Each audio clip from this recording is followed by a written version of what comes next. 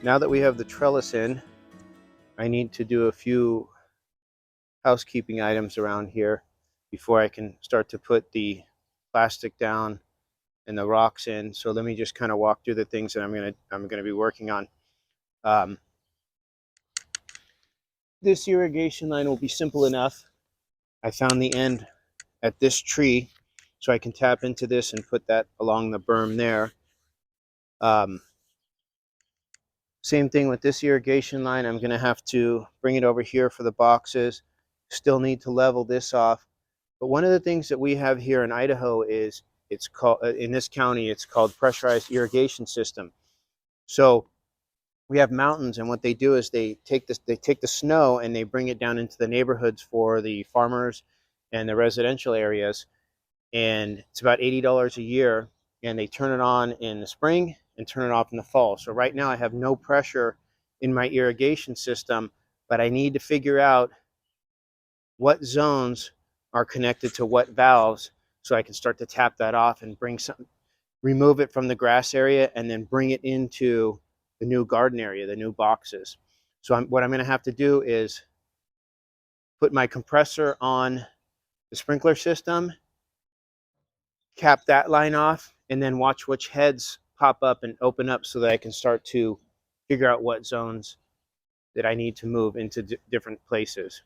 So those are the things I'm going to have to work on today, and then we can start to put this back together, which will start look really nice. Bring in the plastic, put the beds down, put the rocks in, have all the irrigation in, and then start to plant things, getting ready for springtime. So these are the valves for my backyard, and I have a total of 8. So what I have to do is hook up the compressor line and then start to open up all these valves. Then I can figure out which each of these valves controls out in the lawn area. There's one here with the pressure regulator, which is for the drip system along the fence line there. So that one I don't have to worry about. But what I'll end up eventually doing with the garden area is probably 2 of these will be converted into, they'll have the pressure regulator put on them, and then that will be the drip system for the garden area. So the first thing we need to do is figure out which ones we're going to use in that area. So if you live in a cold weather area, you're familiar with blowing out your sprinkler system. And the reason why the sprinkler system is blown out is because as the water expands, it can burst your pipe. So down there is a valve that we hook the compressor up to. We open that up, and we open up one of those valves, and then that's how we'll determine these different irrigation zones. So what we're going to do now is we're going to pressurize the sprinkler system. So I have my compressor, the tank is full, it's 200 psi, and then the tool is set at 100. But what we're going to do for the blowout system is we're actually going to lower this to 50. We don't want to send 100 psi through the irrigation system, so we want to keep it about 50 psi. So we'll go ahead and lower that down. Now that we have that at 50, what we're going to do now is pressurize the system. So over here, these are the valves going into the system. So what I'm going to do now is hook the compressor up to that. So this is the valve where the irrigation is coming into the system. That would be open in line with the system. This is closed. We want it closed because we don't want to send the air back into where the water comes from. This is the valve to pressurize the system. So it's currently closed. What we will do is we'll open it and we'll attach this hose to this filter. Closed, open this valve, and now we're pressurizing the system with air. So it's filling up the line right now. You can hear it filling up. So now that we're pressurized, I'm going to go ahead and open up this valve, and you can see that head's working, that head's up. Kind of moving fast here because I don't have a lot of air. And then there's 2 heads over there. I have a little bit of a problem. If you remember from episode 2, we tapped into this irrigation line. So the line that I was just showing, these 2 are attached, but these lines are also attached to the sprinklers in this area. So there's, I think, 4 sprinklers in this grass area. So it's not a problem. I just have to now figure out how to tap into this side from this side. Those 2 sprinkler heads I'm going to abandon over here, which I can then use to tap in over there. So I've been doing a lot of this off camera. It's kind of boring stuff. But once I find all the lines and tap in, I'll give you guys a view of exactly what I'm doing. Here's where we're at. Quite a mess here. So what I was trying to do was tap into the line that was over here and the line that was here. So if I were to have run this system, I would have put a T right here down to those 2. So I dug up these lines trying to find that T, and unfortunately there's no T in there. And the landscapers that put this in were nice enough to put the low voltage line on top of these irrigation lines, so I sliced through that as well. So that was fun. Should have been on the bottom at least. Anyways, I'll fix that. But so if we remember back to episode 2, I started thinking, like, how did they get these connected back here? And in episode 2, we had actually put a T in here. So I went back and I remembered that T was in there. So now we have to assume that that line is running back this way. Go and show you, which then runs back to, I'm assuming, this head right here. So instead of just running a T straight down, they came all the way down here, then came back down here, and then ran back down there. Not a big deal, not judging the work. It's just not the way that I would have done it. So now I'm going to have to dig up this head, which isn't a problem because I had to anyways, because it needs to be in that corner, into this corner now. So I'll go ahead and dig that up. Hopefully I can find the line that runs back that way and cap it, run a new line down to those for the drip irrigation that goes into the garden. This is dug out now. So what's going to happen is this sprinkler head will be moved down to there, put a 90 in there, and then this line goes back to what I want it to be my drip irrigation. So I'll put a 90 there, I'll plug it there, I'll put a barbed coupling in here, so then all this grass area will be, it'll be fine. Finally got this all figured out. So what I'm going to do is tap in this line, because I'm abandoning it over here, into this line, and what will happen then is it'll power that grass over there. So we'll have the irrigation over there, and if we follow it back, it will come back around and get this grass as well. Just hoping it has enough pressure to run all these heads. It's only one more head than it was last year, so it shouldn't be too bad. So back up here. Once I tap this into this line, I'll now have a line for my irrigation. So what I'll do is I will 90 off of here. I'll run down there, come down here, tap into that line, which will then power that line. That line will go into these 2 beds. Go back here, put a T in here. I'll get to 3 beds that are going to be in here. I've already marked out where I'm going to put my lines. I'm just putting them in the center of the bed, and then I can run my drip.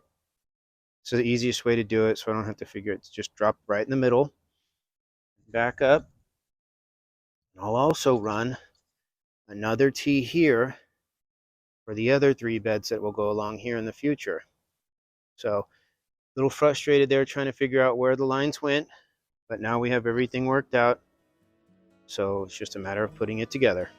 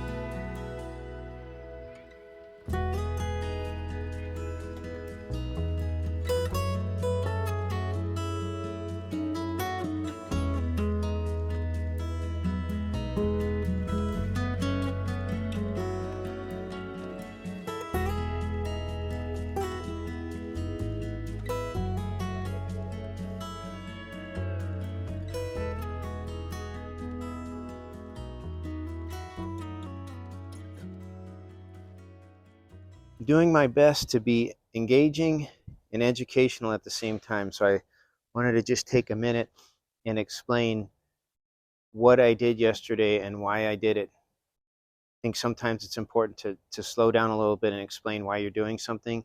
On YouTube, sometimes the person will just do it and it's like, wow, magic, it's done. But it's not magic. There's a lot that goes on behind the scenes. So I want to kind of give a background of why I did what I did. So if you remember, when I started this series, there was grass over here. We had this grass patch, and then there's another grass patch over there. Between this whole area, there was a total of 10 sprinkler heads with 2 valves, so 2 zones. What I needed was a zone for my raised bed garden area, and then I needed a zone for the grass area. So what I ended up doing was taking those 2 zones and using one of the grass zones for my raised bed garden area. And then I took the other zone that between the 2 zones, I eliminated the one, so I had 1 left. And between those 2 grass zones, there was a total of 10 sprinkler heads. And what I did so I cut it down to 8 sprinkler heads for the grass area now. So I think this area has enough pressure that it shouldn't be a problem to power those 8 sprinkler heads. One's actually going to be eliminated later on because it's going to become part of the drip system, so that's not a problem. So that's the reason why I did that. And the main reason is you can't have full pressure going into your drip system. It has to be on a pressure regulator. So what I'll end up doing for this area, now that I'll have it all plumbed and ready to go, I'll have to go back over to the valves, irrigation valves, and add a pressure regulator for the raised garden bed area. So today what I need to do is run 2 lines down here. One will go over to the raised bed garden area. It'll tee off here, and then I'll also run another line into that corner for the grass area. So this will have 4 heads in each 4 heads, 1 in each corner of the grass area to keep this grass green, and then we'll tap into here for the raised bed garden area. So let me get started on that. Hope that explanation makes a lot of sense. If not, ask.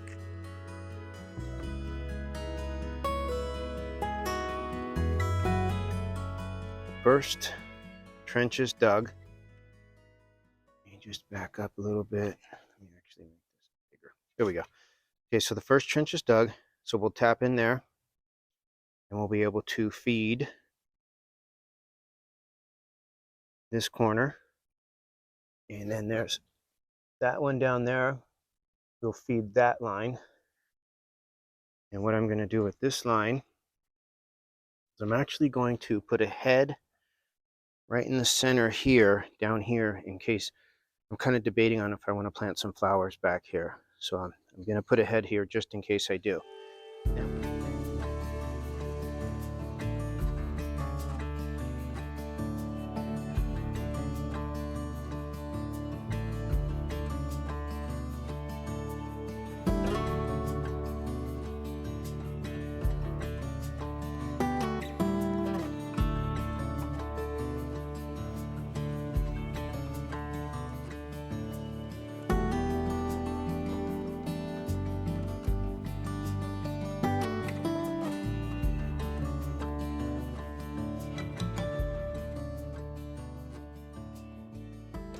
Now that we're done with the trenching, we'll move on to running all of the lines.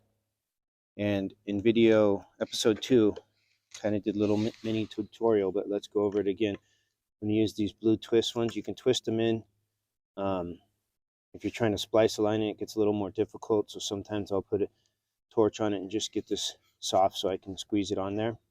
So basically this you'll put on your pinch clamp. You'll get it on there. And then you take your pinch pliers and pinch it down. You want to pinch it down right in this area so that it's pinched along here. And once you get that pinched in, you're all set.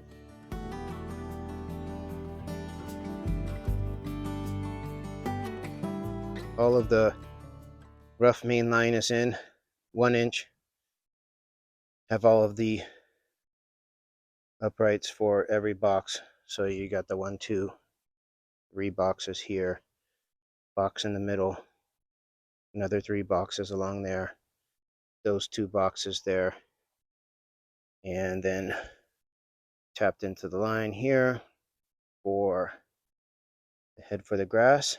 Also tapped in back there, power those 2 lines. Normally I would bury this as I went along so it's not sticking out of the ground, but I wanted to leave it exposed to kind of show you guys how it was actually ran. Teed off there, teed off there, teed here, T in a 90 there.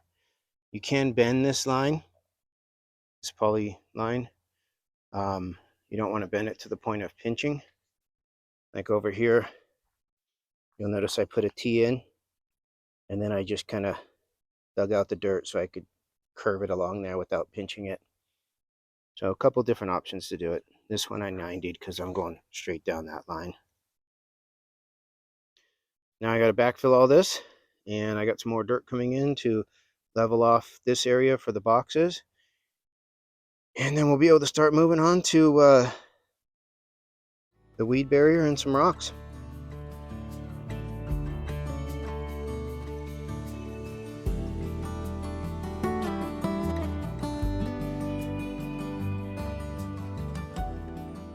I'm not sure if you guys can see, but just about 3/4 of an inch off being level across here, so not a bad deal.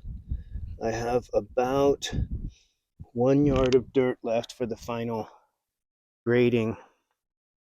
So what I'll do is I'll bring some in here and then just come back through here and just try and raise this up just a little bit with what I have left, and then we should be good to go. Everything's buried. We're officially done with the grading and the main irrigation line. So just to give you an idea of how much this has been built up since the beginning, I'm not sure if the camera can pick that up, but it's a pretty significant little slope there. But that's all graded. I'll get something planted along there to help with rooting along that for the runoff. Besides that, everything is pretty much done. I have about 2 more wheelbarrows so I can build up that berm a little bit more. I did the grading off camera, just did some final grading. If not, it's just the same as I did in episode 3, except for I just kind of ran a string line to make sure that it was ending up level. So everything's as level as I want it to be. One thing that I wanted to point out is this had a severe slope, but it still has a slope away from the structures. You want to make sure that when you're grading that you keep a little bit of a slope for the runoff. You don't want it running back to the house. So it still has a pretty good slope, but it's not going to be like standing on a slope like it was before. It was very significant before, and there's a little more leveling to do, and I'm just going to put a little bit more rock back here than I put over here, so it'll just make it slightly more level. You don't want to grade with the rock because the rock's not going to, the little rock that I'm using won't hold. This topsoil that I used is really nice for grading, not so much for gardening. It's a clay, it's a screened clay and sand mixture.